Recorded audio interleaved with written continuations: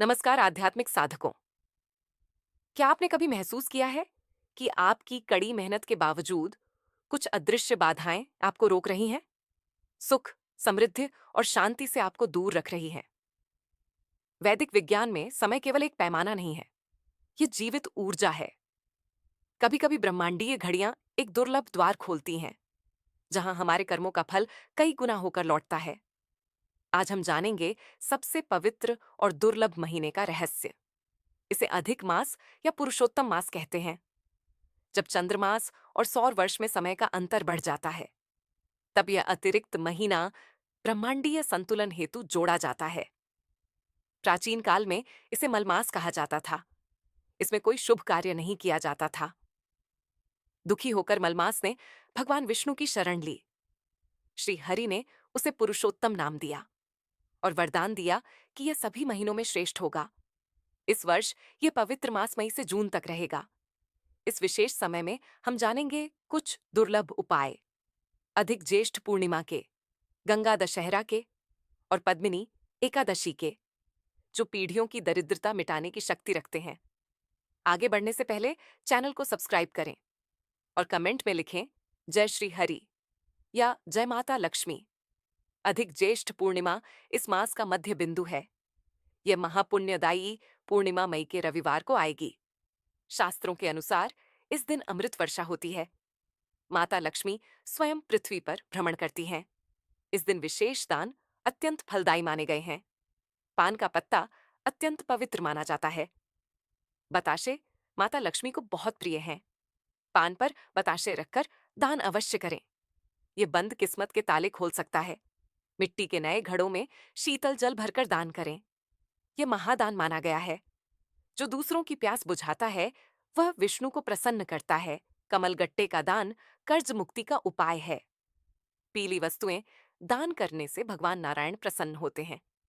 जहां नारायण प्रसन्न होते हैं, वहां लक्ष्मी स्वयं आती हैं। अब बात गौ सेवा की। गाय में सभी देवी देवताओं का वास माना गया है। उनकी पीठ पर माता लक्ष्मी का निवास है। हरा चारा खिलाने से व्यापार और नौकरी में लाभ। बूंदी के लड्डू और लौंग अर्पित करें। भाग्य के बंद दरवाजे खुलने लगते हैं। घी लगी रोटी खिलाने से वास्तु दोष दूर होते हैं। गुड़ और हल्दी खिलाने से कर्ज का बोझ घटता है। मनोकामना कहते समय गाय के मस्तक पर हाथ फेरें। अब आते हैं गंगा दशहरा पर। यह मां गंगा के पृथ्वी अवतरण का दिन है। राजा भगीरथ की तपस्या से गंगा धरती पर आईं। इस दिन छाता और हाथ पंखा दान करें। यह नारायण को प्रसन्न करने जैसा माना गया है। भूखों को भोजन कराएं या गेहूं की पोटलियां दान करें। यह समृद्धि आकर्षित करती है। लौंग और कपूर का दान नकारात्मकता दूर करता है। इसकी सुगंध से मां लक्ष्मी प्रसन्न होती है।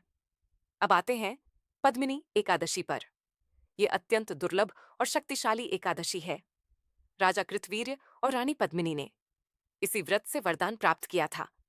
यदि कठिन पूजा संभव नहीं, तो ये उपाय करें। साबुत हल्दी की गांठें विष्णु लक्ष्मी को अर्पित करें। फिर पीले कपड़े में बांधकर तिजोरी में रख दें। यह दरिद्रता दूर करता है। पीली कौड़ियों पर केसर का तिलक लगाएं। लाल कपड़े में बांधकर धन स्थान पर रखें। शाम को कांच की कटोरी में समुद्री नमक रखें। उत्तर पूर्व दिशा में रखें। यह नकारात्मक ऊर्जा सोखता है। सूर्यास्त के बाद पीपल वृक्ष के पास जाएं। सरसों तेल का दीपक जलाएं और परिक्रमा करें। यह पितृदोष और गरीबी का नाश करता है। शास्त्रों के उपाय ऊर्जा को ब्रह्मांड से जोड़ते हैं, लेकिन सबसे बड़ा रहस्य है निस्वार्थ दान का भाव। ब्रह्मांड का सरल नियम है, जो देते हैं वह कई गुना लौटता है।